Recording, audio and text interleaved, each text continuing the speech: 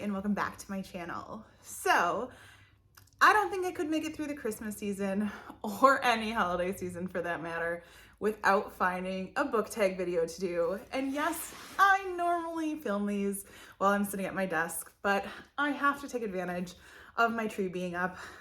I just love my tree. So I needed to take advantage of filming in front of it a little bit more. So you probably noticed me, I'll be peeking over here quite a bit. I've got my computer kind of set up with all the questions. And today's book tag is the Christmas Carol book tag, as in the story, The Christmas Carol.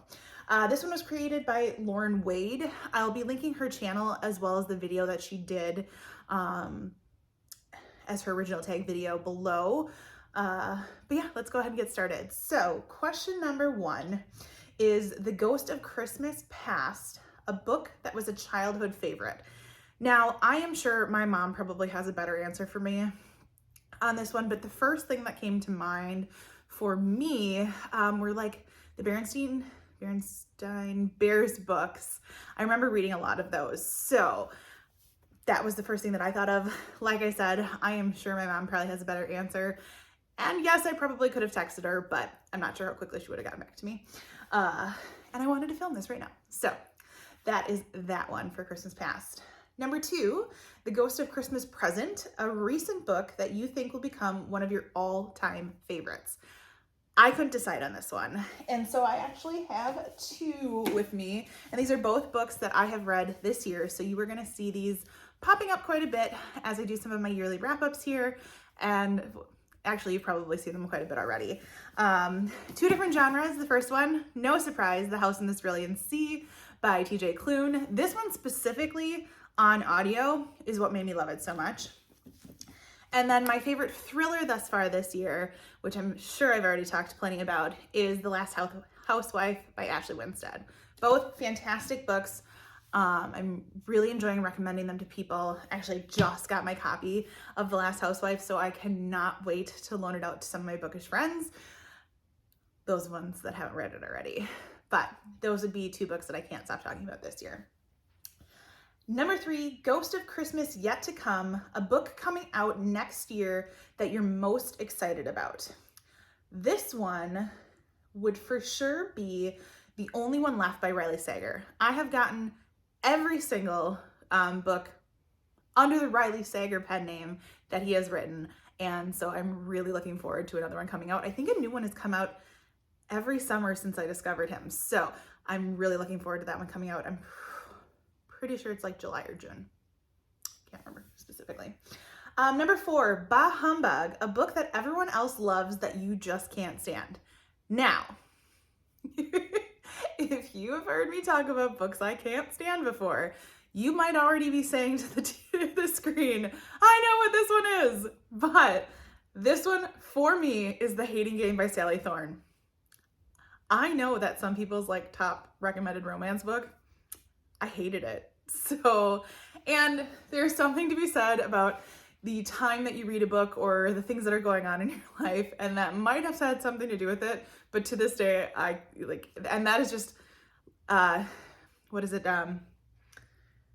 hate to love is just not my theme, so. Number 5, Bob Cratchit, an old dependable that you always recommend. And of course, it's sitting right over there, and I forgot to grab it with my stack of books here. But the one I think I instantly grab for anybody to read is The Last Time I Lied by Riley Sager. Obviously, I just talked about him, but that is my favorite. I love a good like book set at a camp story. So that is number 1. If you're gonna ask me for a thriller, that's the one I'm probably gonna put in your hands first, even though I've had some other favorites this year as well. Number 6, Tiny Tim, an underhyped book that you think deserves more love. This is actually the book that I just bought for my book exchange with my in-person book club, and that is Luck Bridesmaid by Allison Rose Greenberg.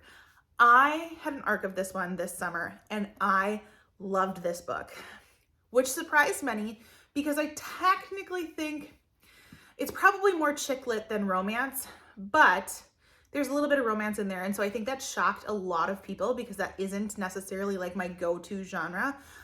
But I loved the strong female character in this book.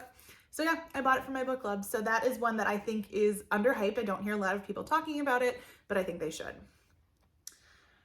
Number 7, today, why it's Christmas Day. I think that's a quote from Christmas Carol. What's a book that always gets you in the mood for Christmas? And of course, it's over here. Hold on, let me go grab it. This one I will grab. This one I have to grab because my mom actually bought me my own copy of this. She already had one copy, and she found another one. And this was the book that she read to my brother and I every night on Christmas Eve. Or I should say every Christmas Eve, not every night. And that was The Night Before Christmas. Get a little glare there.